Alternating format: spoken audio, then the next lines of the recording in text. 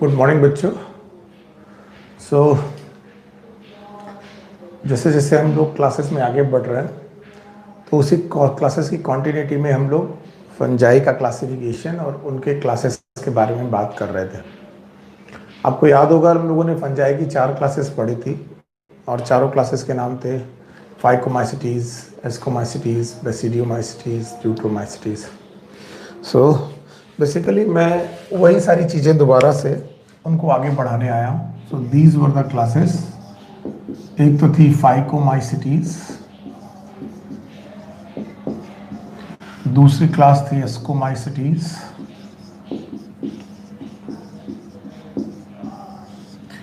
तीसरी क्लास थी basidiomycetes,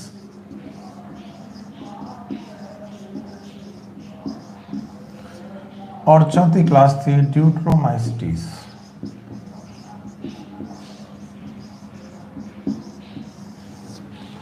phycomycetes, ascomycetes, basidiomycetes and deuteromycetes, ये 4 क्लासेस में हम लोगों ने पढ़ा था। This was known as algal fungi. Alga जैसे फंजाई थे, इनका डिटेल मैंने पढ़ा दिया था आपको, algal fungi. Ascomycetes were known as sac fungi. Basidiomycetes are known as club fungi. And then deuteromycetes is imperfect fungi और fungi imperfecti। ये 4 क्लासेस मैंने आपको पहले पढ़ा रखी हैं और अगर आपने नहीं पढ़ी हैं तो जाकर के वीडियोस देखिए, पुराने वीडियोस, यानी इसके पहले की क्लास के वीडियोस देखिए। चलिए एक एक करके सारे फंजाइज को हम लोगों ने बात करना चालू किया था, जिसमें से फाइकोमाइसिटीज तक हम लोग पूरा पढ़ चुके थे। और फाइकोमाइसिटीज पढ़ लेने के बाद हमारे पास जो नेक्स्ट क्लास है डिटेल में, जो एनसीईआरटी की क्लास, एनसीईआरटी बुक में है, it is known as ascomycetes.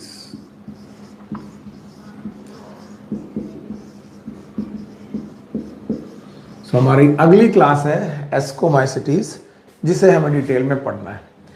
अब मैं ये बता दूं, जो लोग आज हमें ज्वाइन कर रहे हैं या इसके पहले कभी इस चैप्टर को नहीं पढ़े, उनके लिए मुश्किल हो सकती है।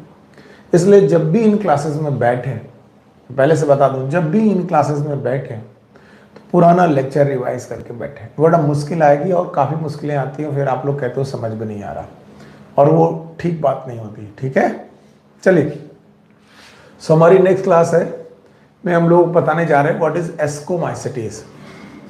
दे are commonly known as sac fungi.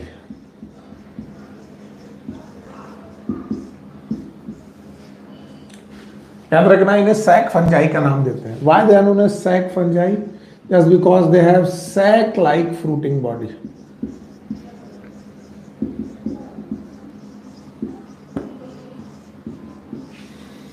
आपसे जैसे मैं कोई बात बताता हूं, आपको समझ में आता what is fruiting body. Fruiting body वो बॉडीज होती हैं जिनमें सेक्सुअल स्पोर्स बनते हैं। मैंने आपको सेक्सुअल स्पोर्स बनाने के लिए बताया था, फंजाई में सेक्सुअल स्पोर्स बनते हैं। तो याद रखना है, इनकी फ्रूटिंग बॉडी सैक लाइक होती है, that's why they are known as sac fungi, और इनका नाम commonly known as ascomycetes. Okay, अब आपको पॉइंट बताए जाएंगे 8। पहला पॉइंट है हैबिट एंड हैबिटेट, जिसपे आपको पूरा का पूरा टॉपिक पढ़ना है।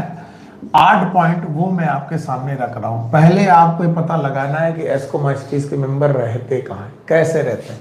सो हैबिट एंड हैबिटेट आपको मालूम है, they will live in warm, damp and moist places। ऐसी जगह होनी चाहिए जो थोड़ी गर्म हो, मॉइस्चरस हो, उमस जैसी भरी चीज हो, और डैम्प हो, रोशनी कम पहुंच रही हो, ऐसी जगह पर रहते हैं। They are also saprophytic. Saprophytic का मतलब है they live upon dead and decaying material. Live upon dead and decaying material. सड़ी गली चीजों में ये पाए जा सकते हैं, यानी ज्यादातर फंगस सड़ी गली चीजों में ही पाए जाते हैं, क्योंकि उनका नेचर सैप्रोफिटिक होता है। इसके अलावा बुक लिखती दे में भी कोप्रोफिलस। कॉप्रो का मतलब होता है डंग, कॉप्रो का मतलब ही होता है excreta. They are dung loving, गोबर में पाए जा सकते हैं, डंग लविंग। दे में भी कोप्रोफिलस, दे में भी saprophytic, warm, dam and moist places में रह सकते हैं। ये हो गया हैबिट एंड हैबिटेट। अगर 8 पॉइंट आपको नहीं मालूम है तो आप क्लास में बेवकूफ़ी कर रहे हैं। आपको ये मालूम ही नहीं है कि मैं किन 8 पॉइंट पर आपको डिस्कस करता हूँ। मेरा पहला पॉइंट रहता है हैबिट एंड हैबिटेट। अगर जिनको नहीं मालूम है वो रिवाइज करने जाएंगे। हैबिट हैबिटेट मतलब वो कहाँ रहते हैं और कैसे रहते हैं। तो मैंने बोला वार्म, डैम, मॉइस्ट प्लेसेस में रह सकते हैं, saprophytic and dead and decaying material में रह सकते हैं, कोप्रोफिलस एंड डंग लविंग, गोबर में रह सकते हैं, अस्तबल में पड़े हुए गोबर में रह सकते हैं, तो they are dung loving. Habit and habitat के बाद आपको पढ़ना होता है फॉर्म। तो फॉर्म में most of the member are multi cellular. Most of the members इनमें मल्टी सेलुलर हैं, ज्यादातर मेंबर इनके मल्टी सेलुलर हैं। इन्होंने एक आधा एग्जाम्पल भी दिया। इन्होंने एग्जाम्पल के नाम पर इन्होंने पेनिसिलियम का एग्जाम्पल दे दिया। बोला आप पेनिसिलियम के बारे में ये पेनिसिलियम वही फंगस है जिससे पेनिसिलिन नाम की एंटीबायोटिक बनाई गई है। आपको याद है पेनिसिलिन नाम की एंटीबायोटिक आपको पढ़ाई जाती है, तो पेनिसिलियम वो फंगस है जिससे पेनिसिलिन नाम की एंटीबायोटिक बनाई जाती है। तो most of the member are multi cellular. Okay, यहां पर एक एक्सेप्शन है, एक ही एक्सेप्शन है, ज्यादा नहीं है। एक यूनिसेलुलर मेंबर भी है इनका, जिसको हम लोग ईस्ट के नाम से जानते हैं। और ये ईस्ट को बोटेनिकली हम लोग बोलते हैं सैक्रोमाइसीस सेरिविसी। सो रादर मैं सैक्रोमाइसीस बोल दूं, इसकी डिफरेंट स्पीसीज हो सकती हैं। It is Saccharomyces. सो याद रखना, फॉर्म में हम लोगों ने पढ़ा है कि वो मल्टी सेलुलर है कि यूनिसेलुलर है। तो हमने अपने एग्जाम्पल से जाना कि इनके ज्यादातर मेंबर मल्टी सेलुलर है, कुछ मेंबर यूनिसेलुलर है, और जो मेंबर यूनिसेलुलर है उनमें से सैक्रोमाइसीस ईस्ट एक एग्जाम्पल है। मल्टी सेलुलर मेंबर में पेनिसिलियम का एग्जाम्पल है। अच्छा, या मल्टी सेलुलर हो या यूनिसेलुलर हो, all of them are eukaryotic. सब के सब इनमें से यूकैरियोटिक हैं। यूकैरियोटिक होने का मतलब है इनके पास ट्रू न्यूक्लियस है। ट्रू न्यूक्लियस होने का मतलब है जब आप इनकी सेल के अंदर पहुंचेंगे तो इनका न्यूक्लियस जो होगा वो वेल फॉर्म होगा, ट्रू न्यूक्लियस होगा।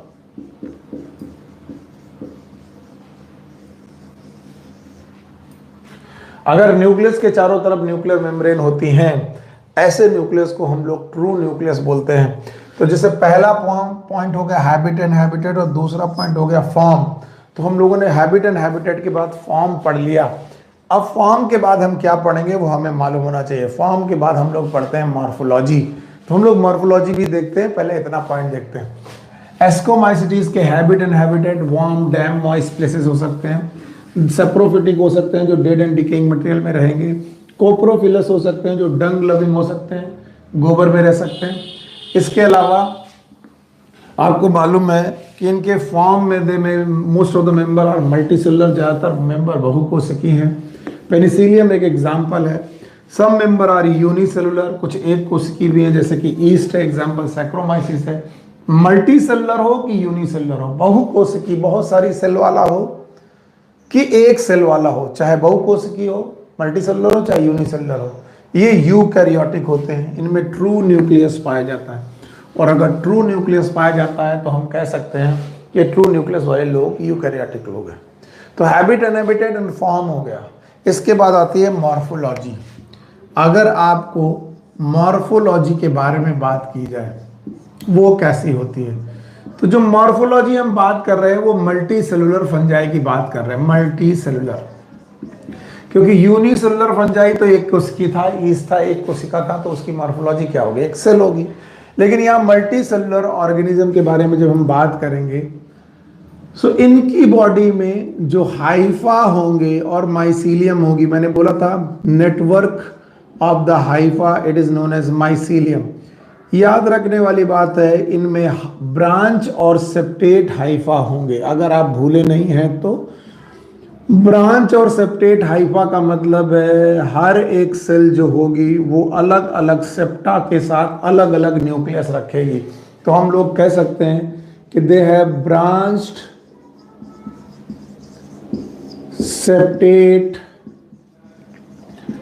Haifa and mycelium.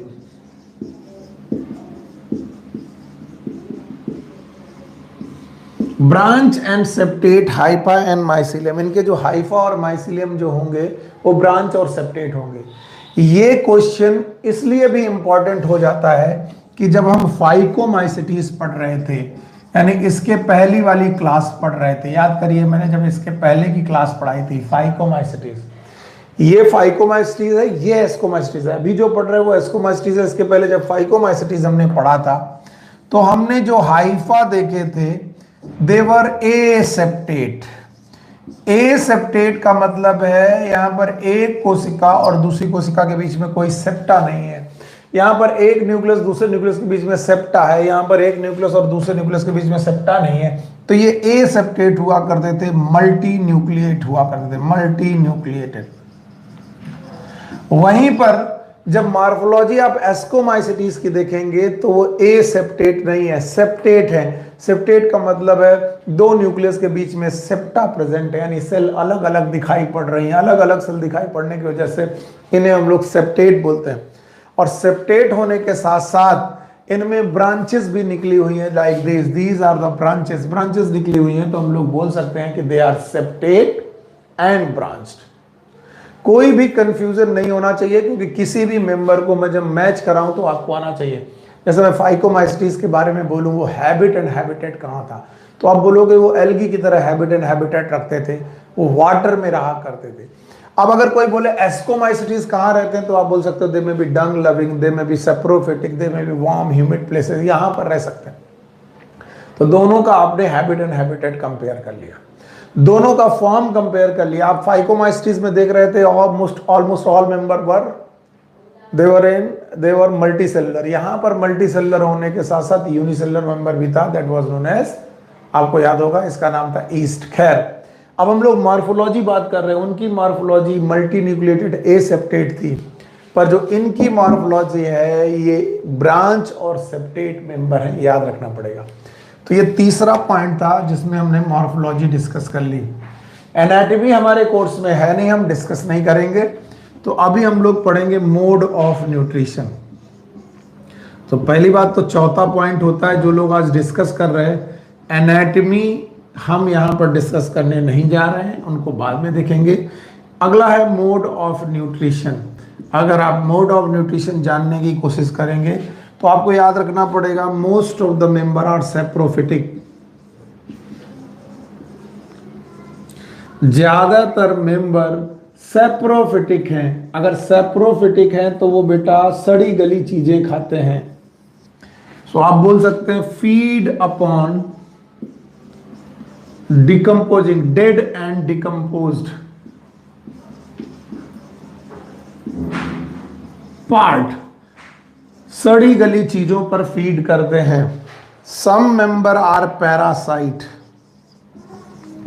कुछ ऐसे मेंबर्स भी हैं जो पैरासाइट हैं। और पैरासाइट का मतलब है जब एक लिविंग ऑर्गेनिज्म दूसरे लिविंग ऑर्गेनिज्म पर रहे। जब एक लिविंग ऑर्गेनिज्म सड़ी गली चीजें, मरी हुई चीजों पर रहे तो उसे बोलते हैं saprophyte. When one living organism depend upon dead and decaying material, that is known as saprophyte. But when one living organism depend upon another living organism, एक living organism जब दूसरे living organism पर डिपेंड रहता है, इसे बोलते हैं parasite. तो इनके ज्यादातर मेंबर तो सेप्रोफिटिक ही है, डेड एंड डिकेइंग मटेरियल में रहते हैं, लेकिन कुछ मेंबर जो होते हैं वो पैरासिटिक भी होते हैं। पैरासिटिक का मतलब है वो लिविंग ऑर्गेनिज्म पर भी रह सकते हैं। तो आपने देखा ये पांचवा पॉइंट था मोड ऑफ न्यूट्रिशन। अगर आप लोग मुझे वो दोहरा दें कि वो कौन से 5 पॉइंट थे तो काम बन जाएगा। पहला पॉइंट था हैबिट एंड हैबिटेट, दूसरा पॉइंट था फॉर्म, तीसरा पॉइंट था मॉर्फोलॉजी, चौथा एनाटॉमी हमारे कोर्स में थी नहीं, पांचवा मोड ऑफ न्यूट्रिशन। तो आपके सामने मोड ऑफ न्यूट्रिशन सामने रखा हुआ है, आप इसे समझ लें, फिर मैं आगे बढ़ता हूँ। अगर आपको ये बातें समझ में आ रही हैं तो आगे चलते हैं हम लोग। चलिए, मॉर्फोलॉजी में जब भी हम लोगों ने देखा तो इनके हाइफा हमें ब्रांच और सेप्टेट दिखे। माइसीलियम और हाइफा ब्रांच और सेप्टेट रखना ये हायर फंजाई का काम है। लोअर फंजाई जो कि फाइकोमाइसिटीज हुआ करता था वो एसेप्टेट हाइफा रख रहा था। खैर, इसके बाद एनाटॉमी हमारे कोर्स में है नहीं। मोड ऑफ न्यूट्रिशन में हमने देखा most of the member are saprophytic, feed upon dead and decaying material. इसके अलावा सम मेंबर और पैरासाइट, कुछ मेंबर ऐसे भी थे जो पैरासाइट मिले और आपने देखे। इसके बाद हमारे पास एग्जाम्पल है मोड ऑफ रिप्रोडक्शन का। मोड ऑफ न्यूट्रिशन के बाद आता है मोड ऑफ रिप्रोडक्शन, और इसे भी समझते चलिए। मैंने डिटेल में मोड ऑफ रिप्रोडक्शन ऑलरेडी पढ़ा के रखा हुआ है। अगर कभी कोई तुमसे पूछे मोड ऑफ रिप्रोडक्शन कितने प्रकार का कोई फंजाई रख सकता है, तो आपको खुद बताना चाहिए कि वो मोड ऑफ रिप्रोडक्शन कितने प्रकार का हो सकता है। अगर आप मोड ऑफ रिप्रोडक्शन कितने प्रकार का होता है ये बताएंगे तो I will feel happy. Mode of reproduction में आपने देखा था 3 प्रकार का रिप्रोडक्शन था। One is known as vegetative reproduction, vegetative reproduction, very good. दूसरा टाइप का रिप्रोडक्शन था एसेक्सुअल रिप्रोडक्शन, एसेक्सुअल रिप्रोडक्शन। और तीसरा टाइप का रिप्रोडक्शन था सेक्सुअल रिप्रोडक्शन।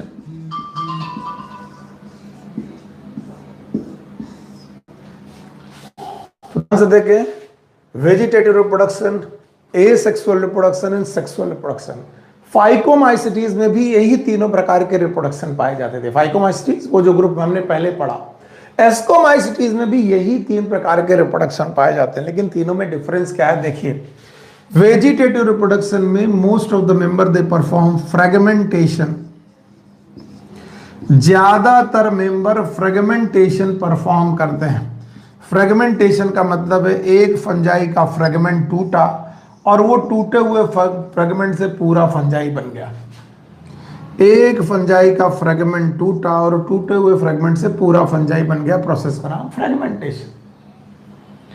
इसके अलावा आपको मैंने ईस्ट पढ़ाया है, सैक्रोमाइसिस, ईस्ट पढ़ाया है। ईस्ट बडिंग भी करता है, ये याद रखिएगा, बडिंग भी हो सकती है, ईस्ट में होती है। इसके अलावा फिजन नाम का भी रिप्रोडक्शन कर सकते हैं, वो फिजन। तो वेजिटेटिव रिप्रोडक्शन में फ्रेगमेंटेशन, बडिंग और फिजन तीनों प्रकार का रिप्रोडक्शन हो सकता है, लेकिन most common is fragmentation, most common. यानी ज्यादातर मेंबर फ्रेगमेंटेशन नाम का वेजिटेटिव रिप्रोडक्शन करते हैं, ये आपको मालूम होना चाहिए। नाउ एसेक्सुअल रिप्रोडक्शन में zoospores and aplanospores are rare. NCERT तो बोलती है प्रेजेंट ही नहीं होते, मैं तो रेयर शब्द यूज कर रहा हूं कि इनमें एसेक्सुअल रिप्रोडक्शन के दौरान जूस्पोर और एप्लानोस्पोर नहीं बनते हैं, ऐसा मानना है। मान लेते हैं क्योंकि ये लैंड फंजाई हैं, टेरेस्ट्रियल फंजाई हैं, जूस्पोर वहां बनता है जहां पर वाटर हो, और वाटर वाला फंजाई था फाइकोमाइसिटीज। तो ये पानी में नहीं है, इसलिए जूस्पोर और एप्लानोस्पोर जनरली नहीं बनते। तो फिर कैसे बनते हैं, क्या बनते हैं? इनकी हाइफा में, मैंने बताया था, इनके हाइफा में एक्सोजिनस एक स्ट्रक्चर बनता है, and this structure is known as conidiophore. इस शब्द को भूलिएगा मत, कोनिडियोफोर्स। पहली बात तो यह है फंगल हाइफा। फंगल हाइफा के टॉप पर यहां पर एक स्ट्रक्चर बना, नाम है कोनिडियोफोर, और इस कोनिडियोफोर के अंदर एक्सोजिनसली, एक्सोजिनस अंदर क्या बोले, एक्सोजिनस स्ट्रक्चर पर बाहर की तरफ उभरे हुए कुछ बेटा स्ट्रक्चर बनते हैं। These spore like structure are known as conidia. So याद रखना, एसेक्सुअल रिप्रोडक्शन के दौरान दे फॉर्म द कोनिडिया। और एक और चीज याद रखनी पड़ेगी, मैं यहां लिख दे रहा हूं, conidia are exogenous,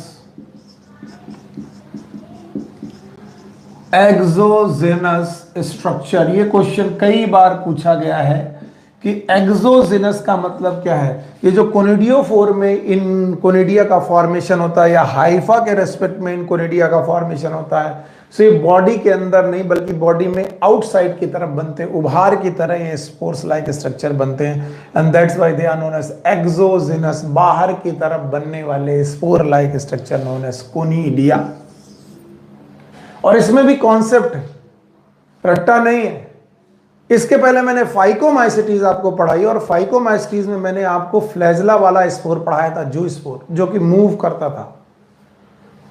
non motile spore पढ़ाया, ए प्लानो स्पोर जो कि मूव नहीं करता था, लेकिन वो दोनों स्पोर बेटा एल्गी जैसा करेक्टर, एल्गी जैसे करेक्टर वाले फंजाई में थे।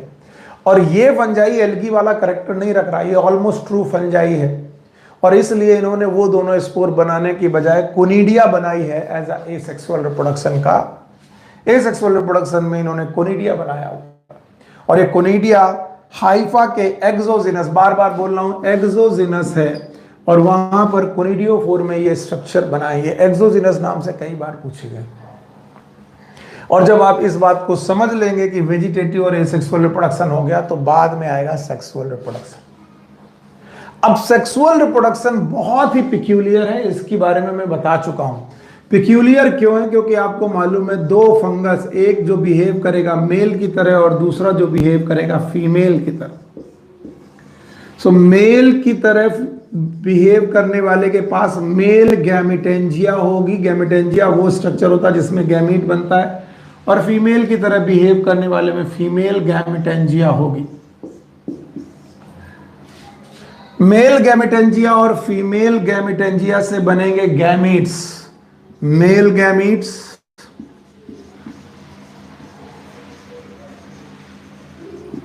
और इधर बनेंगे फीमेल गैमीट्स। और अगर आपको याद है कि इन मेल गैमीट और फीमेल गैमीट में पहला स्टेप होगा प्लाज्मोगैमी, याद करिए प्लाज्मोगैमी, अगर आप भूले नहीं है तो प्लाज्मोगैमी के दौरान, मैं कोशिश करता हूं दोबारा बनाने की जो मैंने आपको पढ़ाया था, प्लाज्मोगैमी के दौरान मेल गैमीट और फीमेल गैमीट के अपने साइटोप्लाज्म फ्यूज करेंगे, साइटोप्लाज्म फ्यूज कर गए, साइटोप्लाज्म फ्यूज हो गए, प्लाज्मोगैमी हो गई। प्लाज्मोगैमी के बाद यहां डाई कैरियन नाम का स्ट्रक्चर पैदा होगा, डाई कैरियन, क्योंकि दोनों न्यूक्लियस अभी फ्यूज नहीं हुए हैं, मैं ये डिटेल में पढ़ा चुका हूं पहले भी ना। प्लाज्मोगैमी के बाद इनमें बहुत बाद कैरियोगैमी होने की कोशिश करेगी, और जब कैरियोगैमी हो रही होगी तब तक इनमें फ्रूटिंग बॉडी बन चुकी होंगी, फ्रूटिंग बॉडी बन चुकी होंगी। सो प्लाज्मोगैमी और कैरियोगैमी के बाद इनके पास फ्रूटिंग बॉडी बन चुकी हैं। नो डाउट इसके अंदर जाइगोट है, पर जाइगोट के साथ साथ इनके पास फ्रूटिंग बॉडी बन चुकी हैं।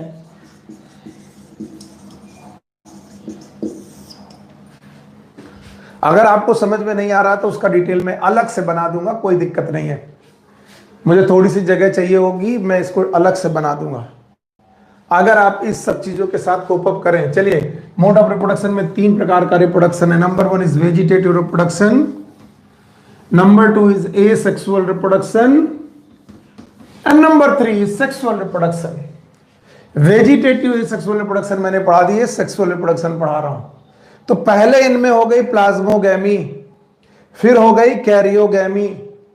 प्लाज्मोगैमी और कैरियोगैमी साथ साथ नहीं हुई तो there is no syngamy, syngamy नहीं है, लेकिन इनके पास सैक लाइक फ्रूटिंग बॉडी जैसा स्ट्रक्चर बना है, सैक लाइक फ्रूटिंग बॉडी।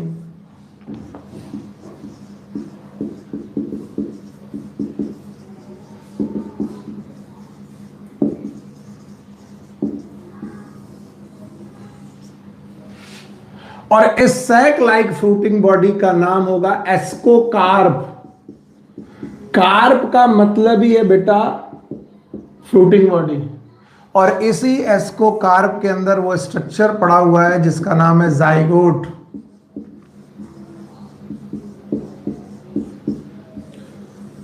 और जाइगोट होता है 2n, और इस जाइगोट में होगी मियोसिस, उसके बाद भले माइटोसिस हो लेकिन पहले होगी मियोसिस। और जैसे ही मियोसिस होगी, जाइगोट में मियोसिस होने की वजह से यहां पर 4 स्पोर बनेंगे, एक जाइगोट से 4 स्पोर बनते हैं, और सब के सब हैप्लॉइड स्पोर्स होंगे। अब चूंकि ये हैप्लॉइड स्पोर्स बेटा बने हैं सैक के अंदर, एस्कस के अंदर, सैक एस्कोकार्बिन के पार्ट होंगे सैक एस्कस, और इन बेटा स्पोर को हम लोग बोलेंगे एस्कोस्पोर्स। सो वी कैन से यहां पर बेटा मियोसिस के बाद जो स्पोर बन रहा है वो हैप्लॉइड स्पोर है, और ये हैप्लॉइड स्पोर सैक के अंदर बन रहे हैं, तो we can say these are known as endogenous spores. Endogenous spores वो होते हैं जो फ्रूटिंग बॉडी के इनसाइड बन रहे हैं। आप यहां से चलिए तभी समझ में आएगा, male gametangia, female gametangia, male gametangia से मेल गैमेट, फीमेल गैमेटेंजिया से फीमेल गैमेट, इन दोनों का फ्यूजन हुआ। फ्यूजन में सिंगैमी नहीं हुई, फिर से बोलना, सिंगैमी नहीं हुई। सिंगैमी होती तो प्लाज्मोगैमी और कैरियोगैमी साथ साथ हो जाती। सिंगैमी करना किसका पार्ट था? फाइकोमाइस्टिस का। तो यहां प्लाज्मोगैमी पहले हो गई, डाइकैरियन स्टेज आई, इसके बाद फ्रूटिंग बॉडी बनी, कैरियोगैमी हुई। उस फ्रूटिंग बॉडी के अंदर जाइगोट में पड़ा हुआ, उस फ्रूटिंग बॉडी का नाम है एस्कोकार्प, और उस एस्कोकार्प के अंदर हुआ मियोसिस, और मियोसिस होने की वजह से बने एस्कोस्पोर्स। ये जो एस्कोस्पोर्स बने हैं, दीज आर एंडोस्पोर्स। आपको फंगस में दोनों प्रकार के स्पोर मिलते हैं, एसेक्सुअल स्पोर और सेक्सुअल स्पोर। जैसे कोनिडिया क्या है? It is asexual type of spore. पर अगर कोई बोले एस्कोस्पोर क्या है, तो बोलोगे ये सेक्सुअल स्पोर्स है। और ये जो सेक्सुअल स्पोर्स हैं, इन्हीं को हम लोग बोलेंगे एस्कोस्पोर्स। और ये एस्कोस्पोर्स यहां से निकलेंगे, यानी इस फ्रूटिंग बॉडी से रप्चर होकर के बाहर निकलेंगे, और जहां पर बेटा जमेंगे वहां पर बनाएंगे हाइफा, और ये होंगे ब्रांच एंड सेप्टेट हाइफा। इन स्पोर से ही बनेंगे। सो आपने देखा कि किस तरीके से यहां पर फ्रूटिंग बॉडी बनी, और फ्रूटिंग बॉडी के एंडोजेनस एस्कोस्पोर्स बने। एस्कोकार्प इनकी फ्रूटिंग बॉडी का नाम है, और इस तरीके से सेक्सुअल रिप्रोडक्शन करने लगे। आज भी सेक्सुअल रिप्रोडक्शन में वही 3 स्टेप हैं, देख लो। पहला स्टेप प्लाज्मोगैमी, दूसरा स्टेप कैरियोगैमी, तीसरा स्टेप मियोसिस। तो सेक्सुअल रिप्रोडक्शन में मैंने डिटेल में पहले भी पढ़ा रखा है कि फंगस अपने सेक्सुअल रिप्रोडक्शन के दौरान 3 मुख्य स्टेप फॉलो करते हैं, plasmogamy, karyogamy and meiosis. Plasmogamy, karyogamy और मियोसिस के बाद ये आपका एग्जाम्पल है। ओके, नाउ इसके बाद मोड ऑफ रिप्रोडक्शन के बाद आती है इकोलॉजिकल इंपॉर्टेंस, और इकोलॉजिकल इंपॉर्टेंस के बाद एग्जाम्पल एंड क्लासिफिकेशन। अगर आपसे कोई पूछे कि एस्कोमाइस्टीज के एग्जाम्पल क्या है, तो सबसे पहले आपको इनके एग्जाम्पल सेट करने चाहिए कि सर इनके क्या क्या एग्जाम्पल्स हैं। यस, फाइकोमाइसिटीज में मैंने यहां पर आपको याद करिए, फाइकोमाइसिटीज जब पढ़ाया था तो एग्जाम्पल लर्न करने के लिए एक बताया था राम नाम का फॉर्मूला। राम, अगर आप भूले नहीं हैं तो, राइजोपस, एल्बिगो और म्यूकर, मैंने पिछले वीडियो में पढ़ाया है उसी तरीके से। अब इसी राम के साथ एक फॉर्मूला और पढ़िए, कैन। तो कभी सेंटेंस बने तो बनेगा राम कैन, लेकिन राम किसका था? फाइकोमाइसिटीज। कैन किसका है? Ascomycetes. So what is can? C for claviceps,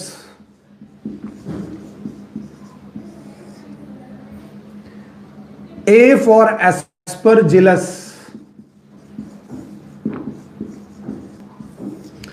N for neurospora,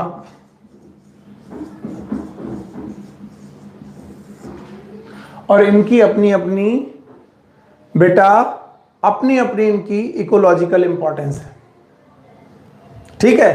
जिनमें से न्यूरोस्पोरा जेनेटिकल स्टडीज के लिए बहुत यूज होता है, जेनेटिकल स्टडीज के लिए। लिंकेज और क्रॉसिंग ओवर पढ़ने के लिए न्यूरोस्पोरा का बड़ा यूज है। लिंकेज एंड क्रॉसिंग ओवर जब आप पढ़ेंगे तो न्यूरोस्पोरा का बहुत यूज है, लिंकेज एंड क्रॉसिंग ओवर के। और लिंकेज और क्रॉसिंग ओवर को पढ़ने के लिए मॉर्गन ने ड्रोसोफिला को यूज किया था, आपको याद है drosophila, and that's why neurospora is also known as drosophila of plant kingdom.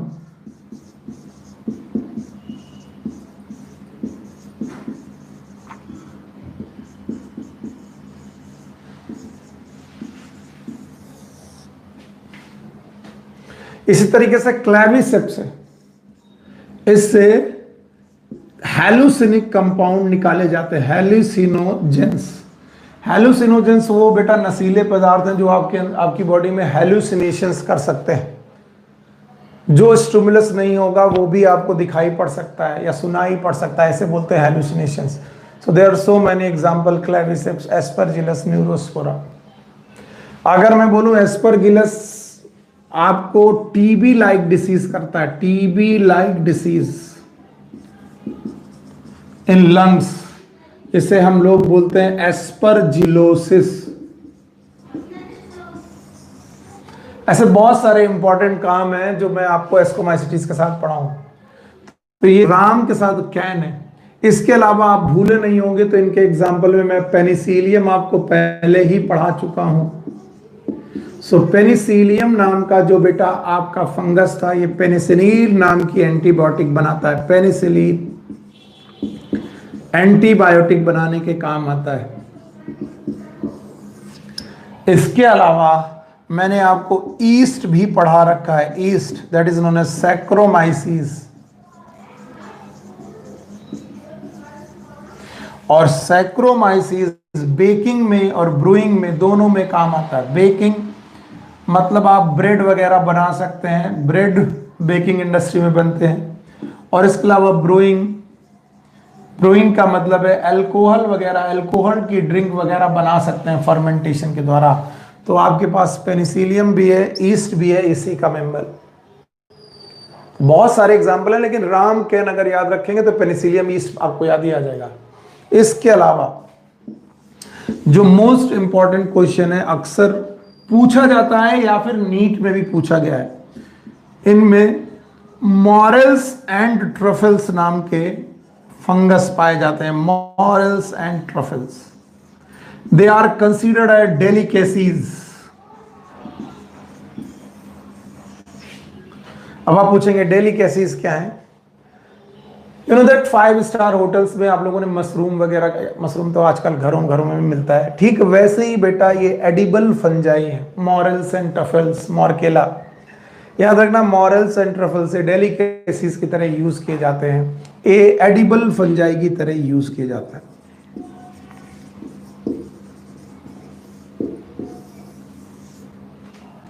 तो ये था टोटल एस्कोमाइसिटीज जो आपको मालूम होना चाहिए, जिसके बारे में आपको ज़्यादातर सारी चीज़ें मैंने जो आपकी एनसीईआरटी में लिखी हैं वो मैंने बता दी। तो फाइकोमाइसिटीज का एग्जाम्पल था राम, एस्कोमाइसिटीज का एग्जाम्पल हो गया कैन, कैन में हो गया क्लेविसेप्स, एस्परजिलस, न्यूरोस्पोरा। इसके अलावा पेनिसिलियम ईस्ट, पेनिसिलियम से पेनिसिलिन नाम की एंटीबायोटिक, और ईस्ट से सैक्रोमाइसिस नाम है, इससे बेकिंग और ब्रूइंग कर सकते हैं। इसके अलावा मॉरेल्स एंड ट्रफल्स जो एज अ डेलिकेसीज यूज किए जाएंगे और एडिबल फंजाई हैं जिन्हें खाया जा सकता है। अभी मैं आपको दूसरा एडिबल फंजाई भी अलग क्लास में पढ़ाने की कोशिश करूंगा, वो आप देखिएगा। सो फाइकोमाइसिटीज के बाद आपके पास एस्कोमाइसिटीज का पूरा एग्जाम्पल और तरीके मैंने आपको सिखा दिए। So this was the ascomycetes for you. Now phycomycetes, ascomycetes के बाद हमारे पास तीसरा ग्रुप ऑफ फंजाई आता है, और जो ये तीसरा ग्रुप ऑफ फंजाई है, it is known as basidiomycetes.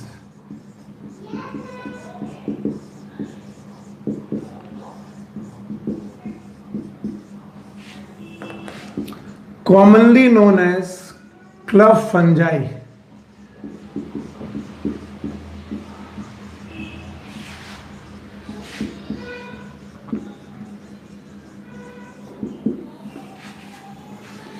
Commonly इनको हम लोगों ने क्लब फंजाई के नाम से जाना है। आपको भी जानना चाहिए क्लब फंजाई क्या है, ठीक है। अब वही 8 पॉइंट है। पहला बात है habit and habitat, moist, cool, dam places.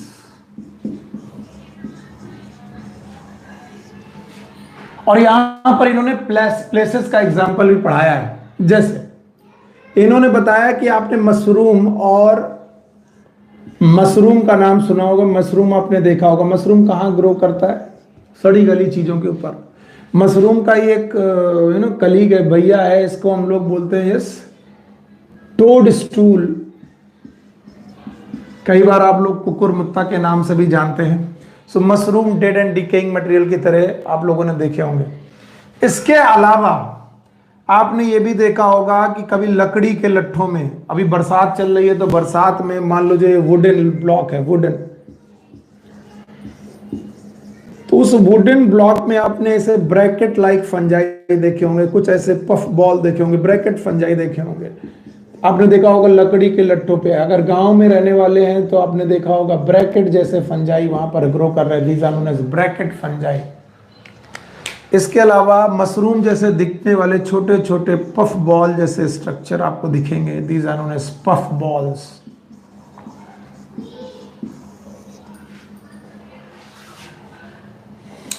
तो हैबिट एंड हैबिटेट में इनके मेंबर आपको दिखाई पड़ जाएंगे। मॉइस्ट कूल डैम प्लेसेस में जैसे मशरूम है, ब्रैकेट फंजाई है, पफ बॉल्स हैं। इसके अलावा वो कहते हैं रस्ट और स्मट्स, रस्ट और स्मट भी इसी ग्रुप के मेंबर हैं। आप लोग देखेंगे मैंने mushroom, bracket fungi, puff ball से रस्ट और स्मट को अलग कर दिया। क्यों? क्योंकि rust and smut they are parasitic, they are the parasitic fungi. What is parasitic fungi? मान लीजिए आपने कभी पढ़ा हो कि गेहूं की पत्तियों में रस्ट आ गई। रस्ट आ गई मतलब गेहूं की पत्तियां एकदम जल के गिरने लगी। तो ये जो रस्ट है ये किसकी द्वारा हो रही थी? पक्सीनिया के द्वारा। आपको मैंने पढ़ाया था black rust of the wheat. तो अब पक्सीनिया एक फंगस है जो व्हीट नाम के पौधे पे रह रहा, व्हीट के नाम के पौधे पर रह रहा। तो एक लिविंग ऑर्गेनिज्म जब दूसरे लिविंग ऑर्गेनिज्म पे रहता है तो इसे बोलते हैं parasite. So we can say there are so many example for habit and habitat. Habit and habitat के लिए इनके पास बहुत सारे एग्जाम्पल हैं और वो आपने देख लिए। और जब आपने हैबिट एंड हैबिटेट के एग्जाम्पल देखे तो देखा basidiomycetes commonly known as club fungi, moist cool and damp places में रहते हैं। मशरूम इनके एग्जाम्पल हो सकते हैं, टोड स्टूल एग्जाम्पल हो सकते हैं, ब्रैकेट फंजाई एग्जाम्पल हो सकते हैं, पफ बॉल एग्जाम्पल हो सकते हैं, रस्ट और स्मट भी इनके एग्जाम्पल हो सकते हैं। तो ये हो गया habit and habitat. Habit and habitat के बाद अगर दूसरी कोई चीज हम लोग पढ़ते हैं तो वो पढ़ते हैं form. As usual they are multi cellular. मैंने बोला था most of the fungi are multi cellular, तो इनके भी सारे के सारे मेंबर मल्टी सेलुलर हैं और यूकैरियोटिक है। मल्टी सेलुलर और यूकैरियोटिक होने का मतलब है they have well form nucleus. और एक चीज याद रखना है, इनकी सेल वॉल में काइटिन प्रेजेंट है और काइटिन सेल वॉल का मतलब इनमें सेलुलोज की सेल वॉल नहीं है। तो हैबिट एंड हैबिटेट और फॉर्म के बाद तीसरी जो सबसे इंपॉर्टेंट बात आपको पढ़नी है वो है मॉर्फोलॉजी। चलिए बेसिडियोमाइस्टीज में जितना हम लोगों ने पढ़ा उसको पहले याद करते हैं। Commonly known as club fungi, moist cool और डैम प्लेसेस में रहते हैं। मशरूम एग्जाम्पल हो सकते हैं, टोड स्टूल एग्जाम्पल हो सकते हैं, पफ बॉल एग्जाम्पल हो सकते हैं, ब्रैकेट फंजाई एग्जाम्पल हो सकते हैं, रस्ट और स्मट भी इनके एग्जाम्पल हो सकते हैं। अब आपके सामने पक्सीनिया इनका एक एग्जाम्पल है जो ब्लैक रस्ट ऑफ व्हीट करता है, जो मैंने पढ़ाया। फॉर्म पढ़ाते वक्त आपने पढ़ा ये मल्टी सेलुलर और यूकैरियोटिक हो सकते हैं, they are multi cellular and eukaryotic. Chitinous cell wall हो सकती है। तो देखो हैबिट एंड हैबिटेट और फॉर्म आपके सामने हो गया। जब हैबिट एंड हैबिटेट फॉर्म आपने पढ़ लिया तो तीसरा पॉइंट होता है मॉर्फोलॉजी। और जब मैं मॉर्फोलॉजी पढ़ाने आऊंगा आप कैरीड अवे हो जाओगे, आप भूल जाओगे कि आपने पहले क्या पढ़ा था। और अच्छा स्टूडेंट वो है जो चीजों को रिलेट कर सके, जो ये जान सके उसने पहले क्या पढ़ा था। चलिए मैं यहां पर लिख रहा हूं फाइकोमाइसिटीज, आप याद करिए फाइकोमाइसिटीज, और यहां लिख रहा हूं एस्कोमाइसिटीज। अगर आप फाइकोमाइसिटीज और एस्कोमाइसिटीज की मॉर्फोलॉजी पढ़ें तो मैं बेसिडियो की पढ़ा दूंगा। आपको याद है फाइकोमाइसिटीज की मॉर्फोलॉजी में जो हमने हाइफा देखे थे वो कैसे थे? दे वर एसेप्टेट। इन्हीं को हम लोगों ने कहा था मल्टी न्यूक्लिएटेड। फिर आपने एस्कोमाइसिटीज में जो हाइफा देखे थे तो वो कैसे देखे थे? दे वर सेप्टेट। और आपने देखा था इन सेप्टेट में ब्रांचेस भी थी। तो ये था फाइकोमाइस्टीज, ये था एस्कोमाइस्टीज। अब आ रहा बेसिडियोमाइस्टीज। मैं आपको बता चलूं कि फाइकोमाइस्टीज के अलावा all other they are same in morphology. All other में कौन? एस्को, बेसिडियो एंड ड्यूट्रो, सब के सब मॉर्फोलॉजी में सेम है। तो कोई मुझसे पूछे कि बेसिडियोमाइस्टीज के हाइफा कैसे होंगे, तो मैं लिखूंगा they will have branched and septate hypha and mycelium. इनके पास ब्रांच और सेप्टेट हाइफा और माइसीलियम होंगे। और जब मैं बोलूंगा कि इनके बारे में पढ़ने की कोशिश करो तो आपको समझ में आ जाएगा कि बस हर न्यूक्लियस दूसरे न्यूक्लियस से सेप्टा के द्वारा अलग होगा और साथ में उनके पास ब्रांचेस भी होंगी लाइक दिस, उनके पास ब्रांचेस होंगी लाइक दिस। तो आप कह सकते हो कि जैसा एस्कोमाइस्टीज का बेटा हाइफा हुआ करता था वैसा ही हाइफा और माइसीलियम हमारे बेसिडियोमाइस्टीज के पास है। लेकिन जब आप मशरूम देखेंगे तो आप ऐसी चीजें देख नहीं पाते, आपको लगता है ये सब कहां पर दिखता ही नहीं। तब मैं कहूंगा ये ब्रांच और सेप्टेट माइसीलियम आगे बेटा थैलस लाइक बॉडी बनाते हैं, थैलस लाइक बॉडी। और मैंने बहुत पहले पढ़ा दिया था थैलस लाइक बॉडी एक ऐसी बॉडी होती है जिसमें ना तो रूट होंगी, नो रूट, ना तो स्टेम होंगे, नो स्टेम, और ना तो लीफ होगी, नो लीफ। तो ये प्लांट लाइक बॉडी तो होगी, प्लांट जैसी तो दिखने वाली बॉडी होगी, पर ना तो उसमें रूट होंगे, ना तो उसमें स्टेम होंगे, ना तो उनमें लीफ जैसा कोई स्ट्रक्चर होगा। और इस तरीके से आपके सामने मॉर्फोलॉजी क्लियर हो गई, आसान हो गई। अब अगर कोई मॉर्फोलॉजी तीसरे पॉइंट के बाद बोले एनाटॉमी पढ़ा दीजिए सर, तो मैं शुरुआत से बता रहा हूं एनाटॉमी फंगस की पढ़ने लायक नहीं है या एनसीईआरटी में दी नहीं गई है। तो हम लोग जो चीज एनसीईआरटी में नहीं दी गई है उसको अवॉइड करते हैं, और एनाटॉमी एज सच वहां पर कोई डिटेल में है भी नहीं कि सर बहुत अच्छी क्या चीज है जो एनाटॉमी पढ़ा दी जाए। ओके, सो इस तरीके से हम लोगों ने 4 पॉइंट अपने खत्म कर लिए। पहला हैबिट एंड हैबिटेट, दूसरा फॉर्म, तीसरी मॉर्फोलॉजी और चौथी एनाटॉमी। आगे चलते हैं। अगर आपने ये पढ़ लिया है तो आइए अब हम लोग बेसिडियोमाइस्टीज का मोड ऑफ न्यूट्रिशन पढ़ते हैं। सो ऊपर हम लोग हेडिंग वही डाल दें, इट इज नोन एज बेसिडियोमाइस्टीज।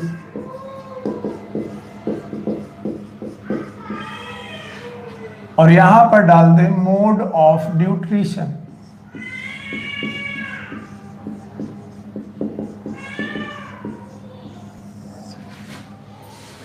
याद लिख लीजिए, most of the member are saprophyte, ज्यादातर मेंबर सेप्रोफिटिक हैं, डेड एंड डिकेइंग मटेरियल को खाते हैं, they will live upon dead and decaying material. Some are parasite, वो मैंने आपको एग्जांपल दे दिया, रस्ट और smut, they are parasite, some are parasite. So कुछ मेंबर पैरासिटिक हैं, नहीं तो most of the member are saprophytic in nature. याद रखना सेप्रोफिटिक नेचर होने की वजह से इनको हम लोग कई बार डिकम्पोजर्स के नाम से भी जानते हैं, वी कॉल देम डिकम्पोजर्स। अगर आपको इतना समझ में आ गया है तो हम लोग अपना टॉपिक और थोड़ा आगे बढ़ाते हैं और देखते हैं उस टॉपिक में हमारे पास और क्या पढ़ने लायक है। सो मोड ऑफ न्यूट्रिशन पढ़ाने के बाद we have the mode of reproduction. So basidiomycetes का मोड ऑफ रिप्रोडक्शन।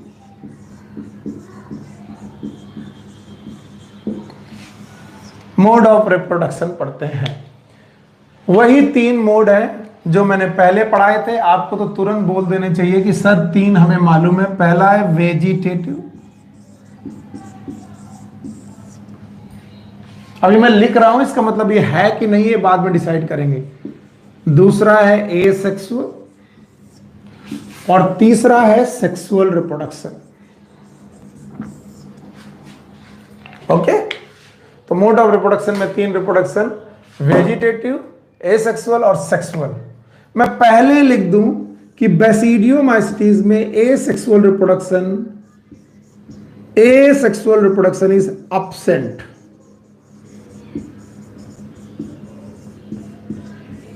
ये absent होता है।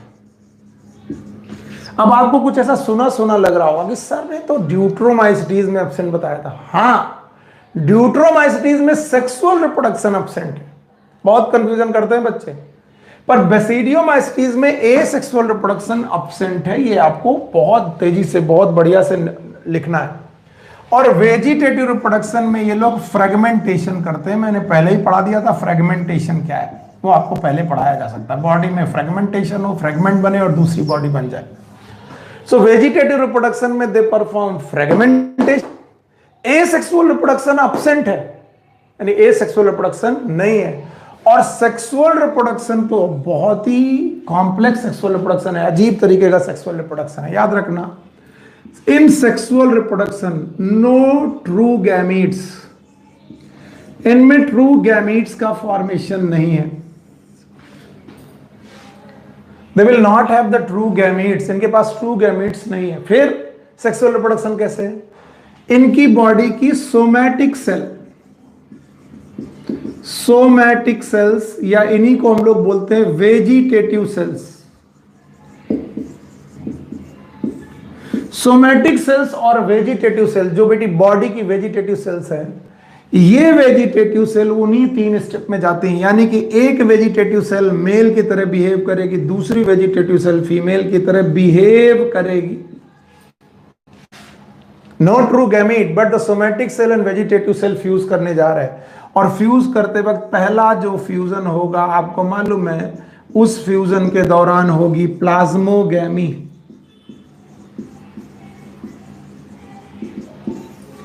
अब चूंकि इनकी पूरी बॉडी हैप्लॉइड होती है, तो ये वेजिटेटिव सेल भी हैप्लॉइड ही हैं। और इनके फ्यूजन के बाद हो गया प्लाज्मोगैमी, और प्लाज्मोगैमी के बाद जो स्टेज बनी उसका नाम है डायकैरियन। एंड नाउ आगे एसेक्सुअल रिप्रोडक्शन नहीं होता है, याद रखिएगा। आगे का मैं चीजें बता रहा हूं।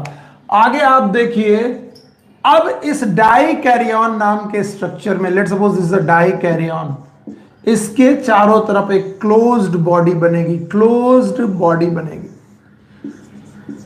सैक लाइक नहीं, क्लोज्ड फ्रूटिंग बॉडी। और अगर ये क्लोज्ड फ्रूटिंग बॉडी बनेगी, ये क्लब लाइक फ्रूटिंग बॉडी बनेगी, इसके अंदर होगी कैरियोगैमी।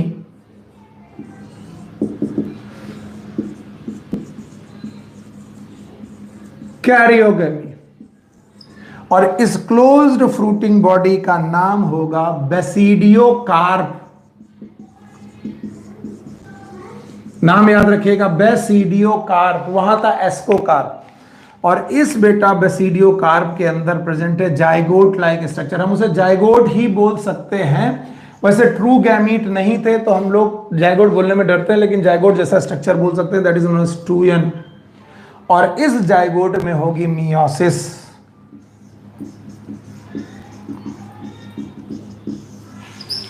तो पहला स्टेप प्लाज्मोगैमी, दूसरा स्टेप कैरियोगैमी, तीसरा स्टेप मियोसिस। और इस मियोसिस की वजह से जो आपकी फ्रूटिंग बॉडी थी उसमें एक्सोजेनस स्पोर बनेंगे। ऑल्दो मैं ज्यादा बनाने की कोशिश कर रहा हूं, ज्यादा दिख रहा है लेकिन ज्यादा समझिएगा मत। एक्सोजेनस स्पोर बनेंगे, एक्सोजेनस सेक्सुअल स्पोर। आप अगर भूले नहीं हैं तो मैंने आपको एक एक्सोजेनस स्पोर पढ़ाया था, that was the asexual spore known as conidia. वो कोनिडिया था, लेकिन यहां पर जो एक्सोजेनस स्पोर बन रहा है वो फ्रूटिंग बॉडी के अंदर बन रहा। और चूंकि फ्रूटिंग बॉडी का नाम बेसिडियोकार्प है, ऐसे स्पोर को यहां नाम दिया गया है बेसिडियोस्पोर्स। चलिए मुझे बताइए, एस्कोमाइसिटीज का स्पोर क्या था? एस्कोस्पोर। और बेसिडियोमाइसिटीज के स्पोर का नाम क्या है? बेसिडियोस्पोर। तो दोनों में डिफरेंस क्या है? पहले दोनों की सिमिलरिटी, दोनों फ्रूटिंग बॉडी में बनते हैं। एक सैक लाइक फ्रूटिंग बॉडी में, एक बेटा क्लोज फ्रूटिंग बॉडी में। लेकिन एक बनता है endogenous, ascospore were the endogenous, पर ये वाला स्पोर बनता है एक्सोजिनस। इसी तरीके से मिलता जुलता एक एसेक्सुअल स्पोर लाइक स्ट्रक्चर बना था, दैट वाज इन कोनिडिया, वो भी एक्सोजिनस था। लेकिन ये सेक्सुअल स्पोर है, इसका नाम है बेसिडियोस्पोर्स। और इस तरीके से आपने बेटा आपने पढ़ लिया कैसे इनके रिप्रोडक्शन होते हैं। तो आपने देखा 3 तरीके के रिप्रोडक्शन, और तीनों रिप्रोडक्शन आपको मालूम है। पहला रिप्रोडक्शन वेजिटेटिव, जिसमें फ्रेगमेंटेशन आपको मालूम होना चाहिए। दूसरा तरीके का रिप्रोडक्शन जो आपको पढ़ना था, that was yes asexual. Yes, basidiomycetes में एसेक्सुअल रिप्रोडक्शन नहीं होता है। और तीसरे तरीके का रिप्रोडक्शन है सेक्सुअल, और सेक्सुअल रिप्रोडक्शन में ट्रू गैमीट ना बन के बेटा सोमैटिक सेल या वेजिटेटिव सेल आपस में फ्यूज करती हैं, और उन्हीं 3 स्टेप के द्वारा फ्यूज करती हैं। कौन कौन? पहला है प्लाज्मोगैमी, दूसरा है कैरियोगैमी, तीसरा है मियोसिस। यानी डाइकैरियन स्टेज इनके भी लाइफ में आता है। तो कोई पूछे डाइकैरियन स्टेज किन 2 फंगस ग्रुप के लाइफ में आता है? एक एस्कोमाइसिटीज, दूसरा basidiomycetes. And now last but not the least, it is examples. तो मैं आपसे कहूंगा एग्जाम्पल्स लिखने के पहले फाइकोमाइसिटीज याद करो। फाइकोमाइसिटीज का एग्जाम्पल मैंने पढ़ाया था राम। फिर याद करो एस्कोमाइसिटीज का एग्जाम्पल मैंने पढ़ाया था कैन। तो एक हो गया राम कैन। आज मैं बेटा बेसिडियोमाइसिटीज के एग्जाम्पल पढ़ा रहा हूं पॉज, PAUS। पूरा पॉज की तरह आपको नहीं लगेगा, लेकिन इसको आपको पॉज ही पढ़ना। राम कैन पॉज, पॉज मतलब रोक देना, कुछ ऐसा होता है। तो P is Puccinia, it is rust on wheat. Wheat गेहूं में रस्ट की तरह बेटा होता है, जो मैंने आपको पढ़ाया था, rust on wheat. A is Agaricus, इसी को हम लोग मशरूम्स के नाम से जानते हैं। Some of the mushroom are edible, not all the mushroom are edible। सारे मशरूम खाने लायक नहीं होते, कुछ मशरूम खाए जा सकते हैं। US is astilago and astilago is smut। कई बार बच्चे मुझे रस्ट और स्मट में अंतर पूछते हैं कि सर रस्ट और स्मट समझ में नहीं आया। तो जब कभी किसी वेजिटेटिव पार्ट लाइक पत्तियों में बेटा ब्लैक स्पॉट आ जाए, या राख जैसा आ जाए, ब्लैक स्पॉट लाइक स्ट्रक्चर आ जाए, या नेक्रोसिस हो जाए, तो पत्तियों की इस नेक्रोसिस को हम लोग रस्ट बोलते हैं। पर smut is a necrosis of inflorescence. अगर इनफ्लोरोसेंस यानी फ्लावर और उससे जुड़े हुए स्ट्रक्चर्स में बेटा आपको नेक्रोसिस दिख जाए, राख जैसा दिखने लगे, तो उसे बोलते हैं हम लोग स्मट। तो एक हो गई रस्ट, दूसरी हो गई स्मट। इस तरीके से हम लोगों ने बेसिडियोमाइसिटीज भी कंप्लीट कर लिया। तो हमारे पास 3 ग्रुप पूरी तरीके से हम लोग पढ़ चुके हैं, phycomycetes, ascomycetes and basidiomycetes. Last is deuteromycetes and last chapter के कुछ आखिरी part. So we will discuss it by tomorrow और इन नेक्स्ट क्लास। एक और बात है कि आप लोग लाइव क्लासेस में लाइव नहीं आते। आप जितने लोग भी मेंबर, उसमें से 10, 11, कभी कभी 8, कभी 9 लोग रहते हैं लाइव क्लासेस में। और मैंने आपको पहले ही बोला था कि लाइव क्लासेस का आपको रिकॉर्डेड वीडियो मिल जाता है, तो आप लोग सकते हो लाइव क्लास करने का कोई मतलब नहीं। अभी आप लोगों ने जूम ऐप की तरह गूगल बेटा ऐप के बारे में भी सुना होगा। अब हम लोग लाइव क्लासेस को लाइव क्लासेस की तरह पढ़ाने जा रहे हैं। और लाइव क्लासेस को अगर हमने लाइव क्लासेस की तरह पढ़ाया, इसका मतलब है उनके रिकॉर्डेड वीडियो आपको मिलने बंद हो जाएंगे। सो हम लोगों ने बहुत 10, 15, 10, 11 क्लासेस कर ली हैं लाइव क्लासेस को लाइव की तरह। अब आने वाली क्लासेस जो होंगी वो लाइव होंगी और उनका रिकॉर्डेड वीडियो नहीं मिलेगा, जिसके बारे में सैटरडे और संडे को के गुप्ता सर आपको एक ऐप से इंट्रोड्यूस कराएंगे, या फिर बेटा गूगल या फिर जूम से इंट्रोड्यूस कराएंगे, जिसमें वो आपको इसके बारे में चर्चा करेंगे। सो वो उसका नोटिफिकेशन आपके नंबर पे भेज दिया जाएगा। Okay, thank you very much, take care, good luck, bye bye.